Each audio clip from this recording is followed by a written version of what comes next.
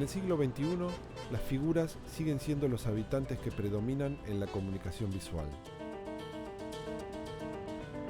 Las imágenes todavía son valoradas simplemente cuando logran crear la ilusión de espacio a partir de definir una figura y un fondo.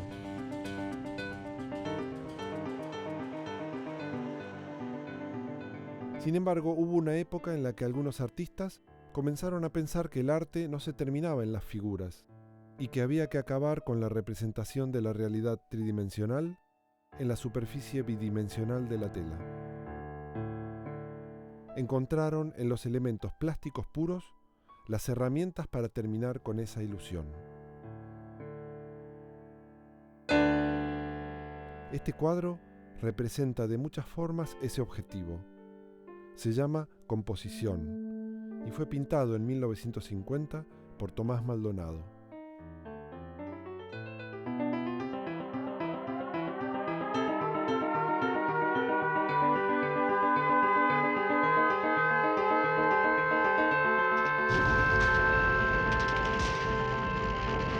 Yo pertenezco a la generación de la Segunda Guerra Mundial.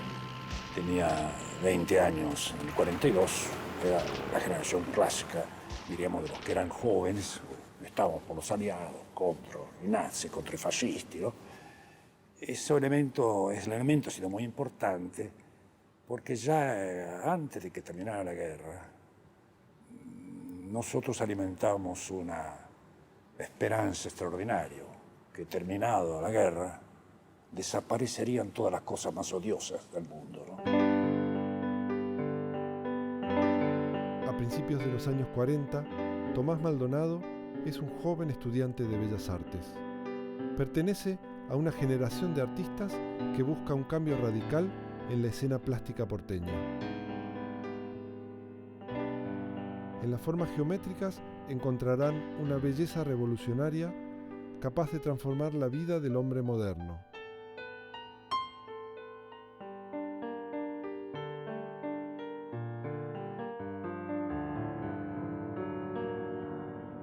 Es una emoción diferente que da para pensar en muchas cosas. Podés pensar en un espacio, por ejemplo, ese cuadro, ¿no? Veo un espacio vacío donde hay una concentración en un lugar, está elegido, ahí pasa algo en un espacio, no en todos lados, no es un all over, que es un poco otros, ¿no? Es una pequeña situación de engarces que no se sabe, son restas, sumas de figuras bastante voluptuosas en ese caso. Y sucede en un lugar, y es muy caprichoso, sucede en esa esquina. A mí me gusta cuando un cuadro es así, ¿no? Y los buenos son así, para mí, ¿no? Una forma de romper con los límites impuestos por el arte figurativo era enfrentar a los que en ese momento triunfaban y eran reconocidos. En los 40 lo que se premiaba o lo que circulaba en las galerías eran los artistas conocidos como el Grupo de París, Forner, Spilimbergo, Berni. Es una obra, digamos, figurativa que incorpora el lenguaje vanguardista. Se lo llama en general como el retorno al orden. Hay una relación con lo real que siempre está muy presente. Esa controversia con el arte figurativo oficial, ¿no?, nos fue llevando lentamente a posiciones, diríamos, de preferir el abstraccionismo, el concretismo, todo ese mundo, que en esos primeros años era muy vaga. Sobre todo nuestra gran fuente de inspiración era el constructivismo ruso de la Primera Guerra Mundial. Y una de las frases, de los grandes slogans que ellos pronunciaron en esos años, era precisamente llamar a los ingenieros a inventar nuevas formas. Es decir, que la atención se orientaba más a los ingenieros que no a los artistas. Maldonado no está solo. Entre otros, junto a Alfredo Lito, Ennio Iommi, Raúl Loza, Lidi Prati y su hermano, el poeta Edgar Bailey, fundan el grupo Arte Concreto Invención. Las primeras exposiciones se realizan en domicilios particulares, en pequeñas galerías de arte y centros culturales.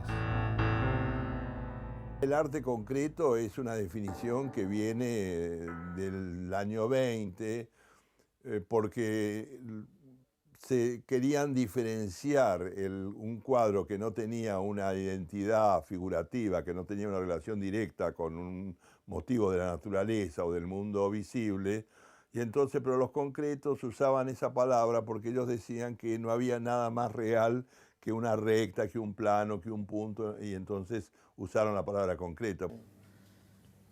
Ah, y bueno, y esta pintura que te agarra con el rojo, ¿no? Otra vez, parece ordenada, pero está desordenada, hay un desorden. Porque no hay simetría, digamos, es como, también hay un equipo, decís, bueno, ¿dónde se va el ojo primero? ¿Dónde pesa para qué lado? Necesitas todo esa línea lila para contrarrestar o sea, de este lado del cuadro solamente tenés el planito, la barrita roja, y de este otro, todo lo otro. Esa línea horizontal gruesa sostiene a su vez ese cuadradito que parece que pesa 1 tonelada, pero no se cae, digamos, porque todo lo demás lo sostiene. Pero ahí es donde está, ¿no? Como el punch. En 1949, Raúl Ivanišević, ministro de Cultura del primer gobierno de Perón, en un discurso público define al arte abstracto como un arte morboso, perverso e inmoral. Y en esta condena coincide con el gusto predominante de las clases conservadoras, que también veían estas nuevas formas como un insulto a la tradición artística.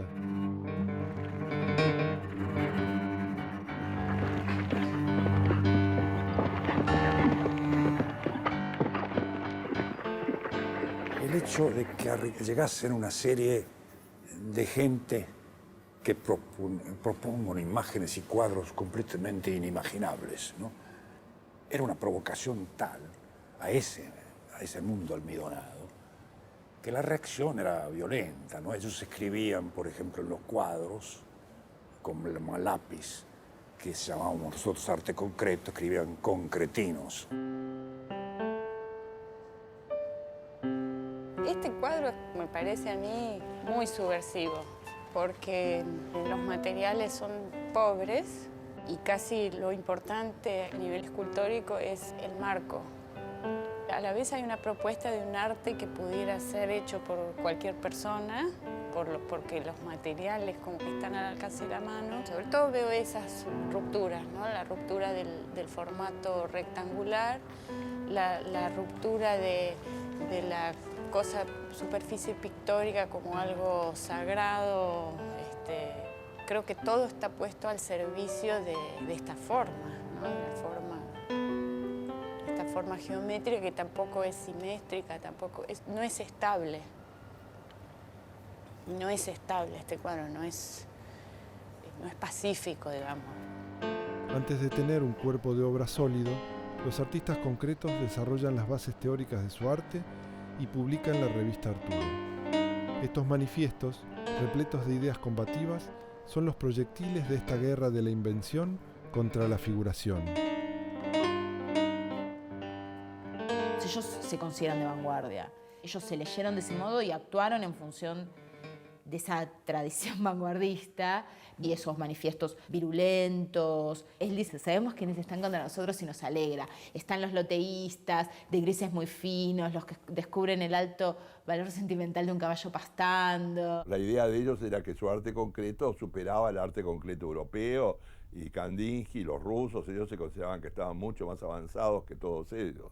A los que conocían solamente por reproducciones en pequeños libros que les llegaban a través de los inmigrantes europeos, judíos alemanes, italianos, algunos españoles que venían a Buenos Aires refugiados en esa época. Hay un grado de intelectualidad que atraviesa las propuestas, que obviamente no es que las desconecta de un aspecto sensible, pero digamos, es como que hay un énfasis en lo artístico que ahora está puesto en lo intelectual y en la posibilidad de racionalizar, digamos, estas obras y de ubicarlas dentro de un aparato revolucionario. Las obras vienen a ser como las maquetas de esta sociedad futura que advendrá y de los cuales ellos van a ser protagonistas. Estos están dialogando con Mondrian, obvio, están siguiendo esos, sobre todo la tradición europea, Nosotros no somos herederos de los norteamericanos en ese sentido. Pero vos pones una muestra de Lito acá al lado y decís, quiero ver los carteles. O sea, hay muchas, o sea, son pegados. Lito, Alfredo Lito, con algunas obras realmente dialogan, ¿viste? Son colegas que estaban trabajando al mismo tiempo y yo no sé si el taller lo tenían al lado, pero eran amigos, ¿no? Se nota que hay un diálogo. Uno puede decir, está muy cerca de Mondrian, pero en definitiva, si uno la mira un poco mejor, se da cuenta que Maldonado ha ensayado en esta pintura una idea que en ese momento se estaba discutiendo, y que es el problema de la forma y el fondo. Si uno mira la obra, se da cuenta que hay un sentido de rotación inmanente en la obra, no es una obra estática, es una obra dinámica, porque si uno ve, hace las cruces, forman como una suerte de molinete, como esas molinetes que tienen los niños en la plaza, que permiten que la obra de alguna manera gire, o sea que no es una obra estática. En 1948, Tomás Maldonado viaja a Europa y se enfrenta por primera vez con las obras originales de las que solo tenía conocimiento a través de reproducciones. En el viaje establece un fructífero contacto con Max Bill, un artista concreto suizo. Max Bill era quizá el símbolo en esos años de lo que nosotros creíamos que era la modernidad, sumando la arquitectura, el diseño industrial, la pintura, el arte, es decir, este concepto global. Lo importante es el viaje. Yo creo que este contacto directo con lo que es el desarrollo vanguardista europeo, tanto a través de las obras como de la posibilidad de adquisición de libros y de catálogos, como a través del conocimiento de los artistas, como es el caso de Bill y también de Banton Carlot, que lo conocen en París, se abre como otro panorama, donde es necesario revisar ese pasado y revertir un poco tanto las modalidades como también muchos de los planteos estéticos. Él ve que el mundo es muy diferente al que ellos creían que era, y entonces ya deja un poco ese papel mesiánico de pensar que el arte concreto iba a salvar el mundo, y se ubica más que nada en la realidad y toma un poco la experiencia de Max Bill, los concretos suizos, que de alguna manera se han dedicado a la producción, o sea, que hacen libros, que hacen diseños, que hacen arquitectura. Vuelve con la modernidad, con afiches, con diseño gráfico, con diseño industrial, y funda en 1951 la revista Nueva Visión. Maldonado regresa de Europa con la idea de producir objetos en serie. En la revista del Centro de Estudiantes de Arquitectura escribe: el futuro del arte es la integración, la expansión hasta tal punto que hasta las zonas más remotas y secretas de la vida cotidiana puedan ser estéticamente fecundadas. Lo interesante es que se abre a otras líneas y en parte ahí empieza su relación con los arquitectos. Maldonado nunca construyó ni un metro cuadrado, ni le interesó en el fondo. El concepto de Maldonado era el diseño industrial, era la idea de industria, y la arquitectura era una manifestación que debía de encuadrarse dentro de la producción tecnológica, fabril, en el sentido moderno de la palabra.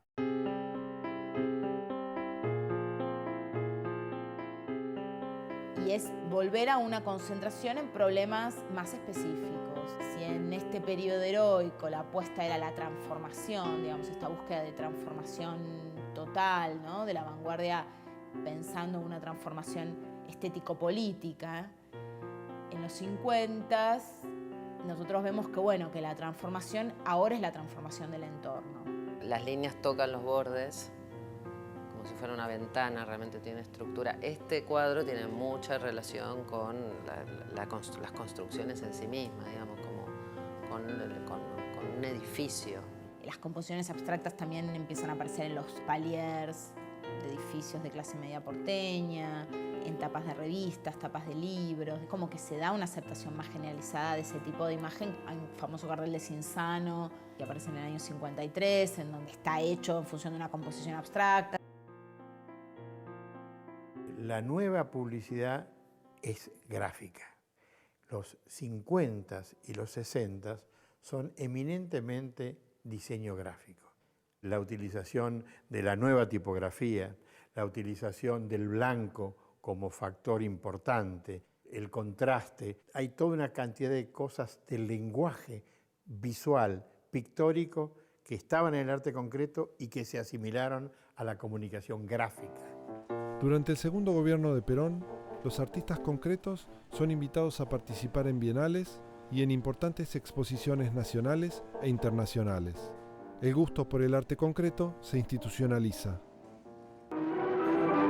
Por primera vez se presenta en Buenos Aires una muestra de pintura y escultura modernas con una sección de arquitectura y urbanismo. La conexión de estas artes cada día se hace más evidente en su contribución mancomunada a la construcción de casas y ciudades. Participan de la exposición 90 artistas representativos de todas las tendencias del arte moderno, animados de un plausible espíritu renovador que hace a sus obras dignas de todo respeto.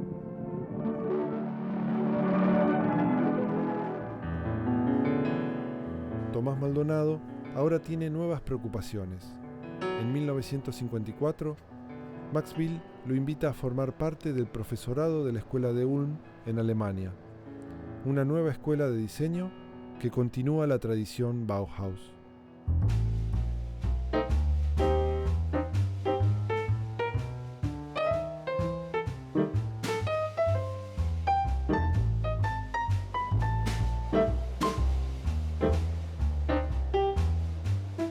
¿Qué año es? No dice acá, 50. Por ahí son años de jazz, ¿no? De esa sensualidad tímbrica.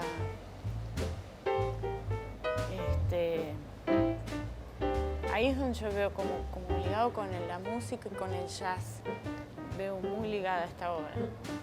Por eso también siento que hay cosas que son improvisadas. Y no hay un sistema tan cerrado.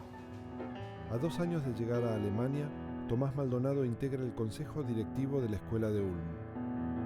Sus intereses teóricos se orientan hacia las disciplinas de la comunicación y la filosofía de la técnica. Maldonado abandona la pintura.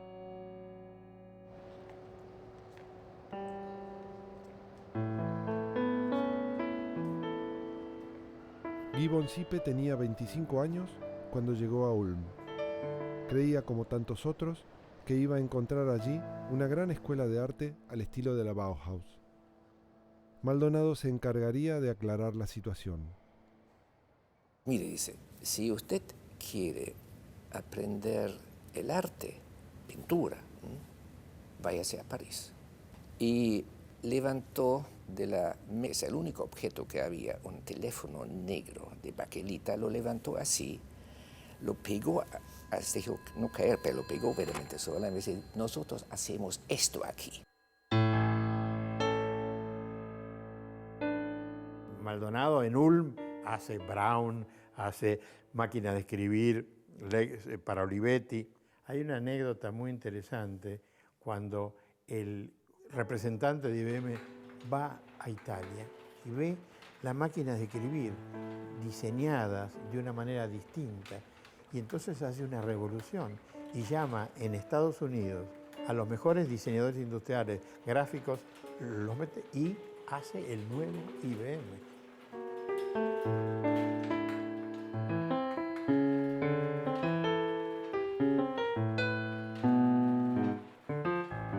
Aquí tenemos uno de los arquetipos, digamos, que concentra un poco el enfoque ulmiano al proyecto. Una extrema simplicidad, ¿no? Una reducción a lo esencial, un producto que permite varios usos, pocos componentes, métricamente coordinados, ¿no? Pensando cómo yo guardo no solamente los, por ejemplo, tazas o teteras, ahorrando espacio. O que, por ejemplo, un platito puede ser también tapa, ¿no? Para un pequeño recipiente. Entonces, un sistema matemáticamente definido de medidas coordinadas entre ellos, ¿no?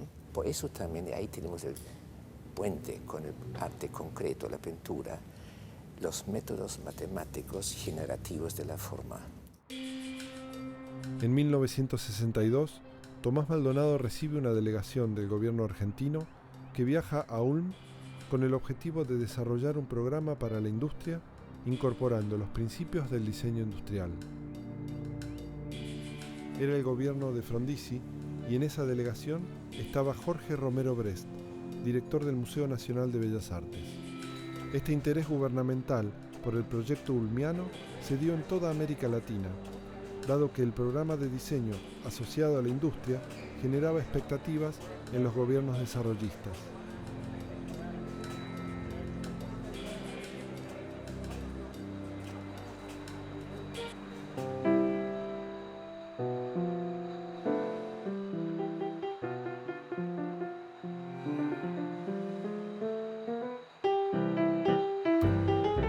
Es vidrio con esmalte sintético y son como unas... y agua y yo qué sé, y las pones y tardan unas horas en empezar a hacer las burbujitas y las mirás y las soplas un poquito y tardan y vas viendo y por ahí llegan a buen término, las encontrás bien, pero es como una lagunita. Ninguna pintura de Gachi Jasper tiene título. Sus obras deben ser miradas sin pistas.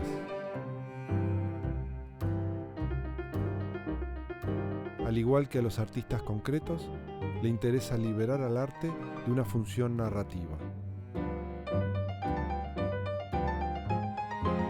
No, Maldonado no pondría tantos círculos. Esto es lujurioso para Maldonado. Maldonado es mucho más austero. Este es demasiado color. Demasiado, sí, no. Yo hice unos molinetes. Una vuelta hice una figura que eran unos molinetes, que yo llamaba molinos. Y él hizo esto, que son estas... Después juega con esta figura, que también podría ser una figura absoluta.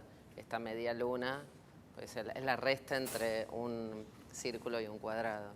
Les decía que en algunas obras realizadas en óleo, con el tiempo se fueron cuarteando, cosa que no ocurre con las realizadas en acrílico a partir del 2000. En algunas ustedes pueden llegar a notar que se ha cuarteado, pero la intención no era esa.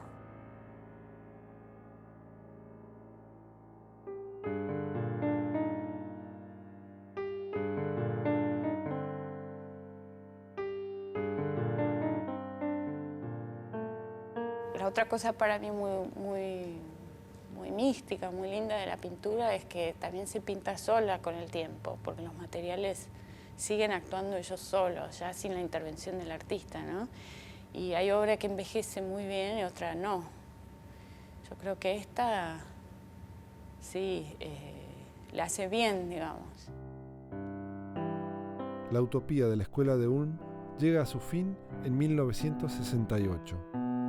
Al final de la década del 60, Maldonado se radica en Milán. Su producción en el ámbito del diseño y la arquitectura es sumamente fructífera en estos años. Es profesor titular de la Universidad de Bolonia y del Politécnico de Milán. Dicta cursos y conferencias en numerosas instituciones académicas internacionales. Su intensa actividad teórica se materializa en más de una decena de libros traducidos a diversos idiomas. Después de 50 años sin pintar, Tomás Maldonado vuelve a reencontrarse con el universo de las artes plásticas. Yo creo que acá él vuelve ya con una impunidad mayor, ¿no? Eso es lo lindo de la edad, me parece, como que con el derecho a jugar con lo que él quiera. A mí me divierte eso. Me divierte estar siempre en movimiento y algunas cosas que yo considero ya cerradas, en vez de algunas cosas que yo había interrumpido, no las consideraba cerradas, que eran precisamente las del arte concreto. Y ya no es por ahí esa tensión que hay ahí, donde él tiene que resolver esos problemas formales y pictóricos. Acá ya los recontra resolvió. Es muy juguetón todo esto, muy funky, como muy muy juvenil, te diría. Está hecho como alguien que pudiera sacarse algunos prejuicios. En diciembre del 2007, el Museo Nacional de Bellas Artes inaugura una retrospectiva integradora de su producción junto a una muestra sobre la Escuela de Ulm.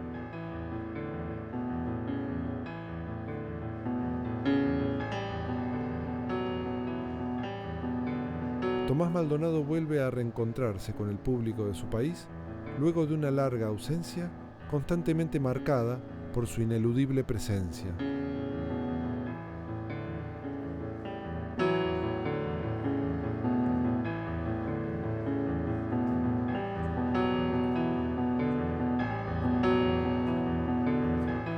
Bueno, lo que pasa es que este cuadro está dentro de la obra de una persona. Este cuadro tiene importancia porque está dentro de este cerebro que pensó muchas otras cosas. Tiene esa sencillez y esa complejidad al mismo tiempo, pero ese cuadro dentro de esos otros 50 años va a seguir siendo igual de potente. Y 100 años también, y va a aguantar si aguanta el mundo. Los niños tienen una gran tendencia también espontánea en la primera edad a la no figuración. Les tenemos que enseñar a que refiguren, ¿no?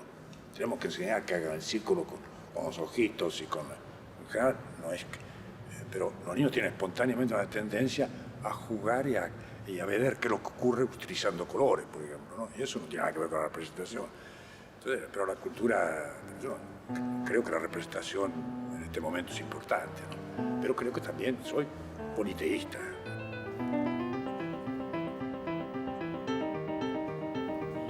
É bacana porque a gente vive sempre cercado de muita poluição visual e tal. Es casi musical, con tan pocos elementos. Je viens de faire le tour 2 fois, 3 fois des salles, de la salle.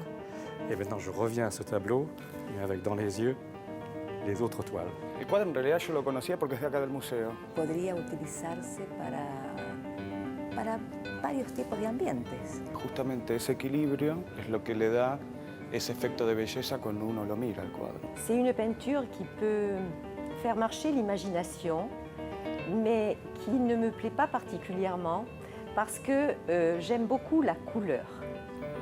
Eso me parece una obra realmente muy intensa.